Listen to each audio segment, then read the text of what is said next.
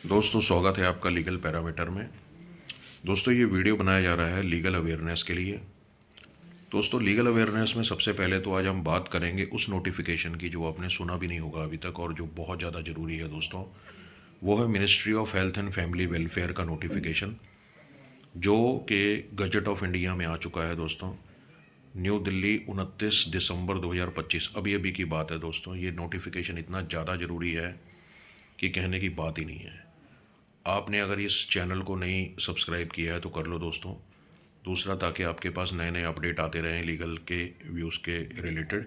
और दूसरी चीज़ ये है कि आपको एक लीगल अवेयरनेस पता लगती रहे। अब ये सबसे महत्वपूर्ण जानकारी दोस्तों जो आ रही है वो ये है कि आपने बहुत सारी दवाइयाँ खाई होंगी ज़िंदगी में। कभी बुखार चढ़ जाता है, कभी सर्दी लग जाती है, कभी सिर दर्द हो जाता है, कभी बॉडी पेन हो जाता है। तो आपको डॉक्टर जो प्रिस्क्राइब करते हैं टैबलेट्स, उसमें एक तो होती है पैरासीटामोल होती है, इस तरह की दवाइयाँ होती हैं। या आपने खा ली पैरासीटामोल खा ली या कोई और दवाइयाँ खा ली तो उससे आपको जो है वो आराम मिलता है। लेकिन अब वो होने वाला नहीं है दोस्तों, क्योंकि अब गवर्नमेंट ने साफ बिल्कुल क्लियर शब्दों में बता दिया है कि 100 mg से ऊपर की एक टैबलेट आती है निमलसोलाइड। निमलसोलाइड जो टैबलेट आती है ये आपने बहुत सुनी होगी।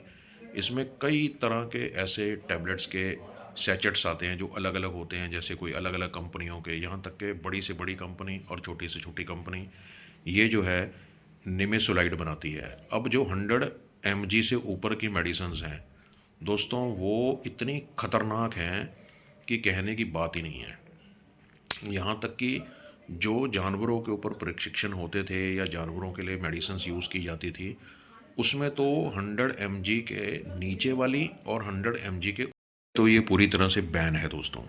लेकिन ह्यूमन लाइफ के लिए, इंसानों के लिए इन्होंने बिल्कुल क्लियर यहाँ पे दे दिया है गवर्नमेंट ने नोटिफिकेशन में कि 100 mg से ऊपर की जो है, जो ये दवाई है जिसको कहते हैं निबुलसोलाइड, ये आपने बहुत सुनी होगी। मैं उसकी फ़ोटोज़ भी आपको डाल रहा हूँ, आप देख सकते हो ऊपर स्क्रीन में इससे आगे।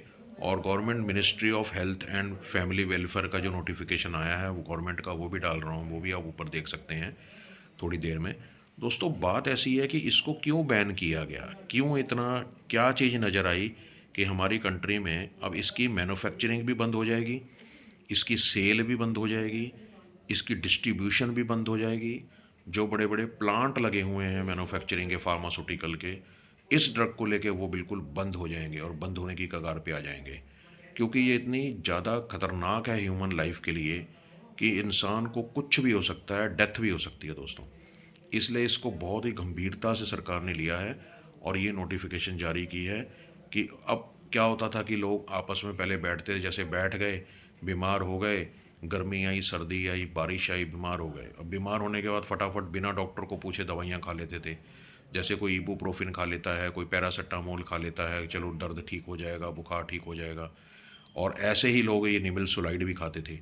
लेकिन अब ये इस चीज़ को बिल्कुल बैन कर दिया गया है कि ये कहीं भी दुकानों पे नहीं मिलेगी, और मिली तो दुकानें बंद और सील होंगी। और जैसे आप तो जानते ही हैं कि लीगल में एनडीपीएस के पर्चे पड़ते हैं, एनडीपीएस में केसेस चलते हैं। तो पहले वो जो नींद की दवाई आती थी दोस्तों, अल्प्राजोलम नाम से, वो भी तो बैन हो गई थी ना।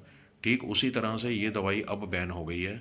और इसको रखना मतलब अब ना केमिस्ट वाले रख पाएंगे ना हॉस्पिटल वाले रख पाएंगे। 100 mg से नीचे वाली फिर भी अलाउड कर रहे हैं, लेकिन 100 mg को जैसी क्रॉस करेगी तो कोई नहीं ये गोली खाएगा, ना कोई इसे।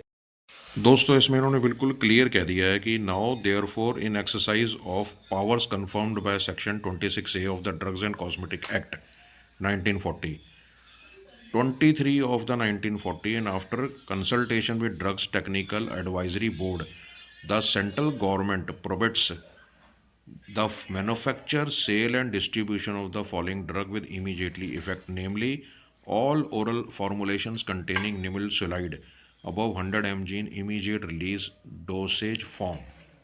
बिल्कुल क्लियर मेंशन कर दिया दोस्तों। अब सोचने वाली बात यह है कि अब आगे क्या होगा।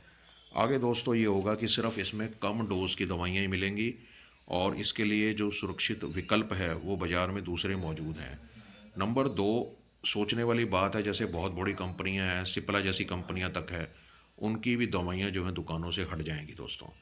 इसके बाद पैरासीटामोल, आइबुप्रोफिन, ऐसी अन्य दवाएं वो लिख सकते हैं डॉक्टर्स। बच्चों के लिए तो ये पहले से ही जो नीमोसुलाइड जो है ये पहले से ही बैन है दोस्तों हिंदुस्तान में। अब दवा का जो है स्टॉक दुकानों से निकालना पड़ जाएगा और कंपनियों को प्रोडक्शन बंद करनी पड़ जाएगी इसकी दोस्तों। और अगर इसका कोई भी उल्लंघन करता है तो उस पर कठोर कानूनी कार्रवाई होगी, बहुत ज़्यादा कठोर कार्रवाई होगी। और इतना ही नहीं बल्कि इस पे तो 11 महीने पहले जो जो जानवरों पे होता था ना इसका इस्तेमाल, वो जानवरों पे इस्तेमाल जो है वो भी 11 महीने पहले बंद कर दिया था। उसमें तो ये था कि इससे कम हो या ज़्यादा हो देना ही नहीं है, लेकिन इंसानों के लिए तो फिर भी इन्होंने जो बैन अब लगाया है उसमें 100 mg से कम का है। फिर भी दोस्तों रास्ता आपके पास है, आपका स्वास्थ्य है, आपकी ज़िंदगी है। आपने देखना है कि ये कितना है कि सही कितना नहीं है।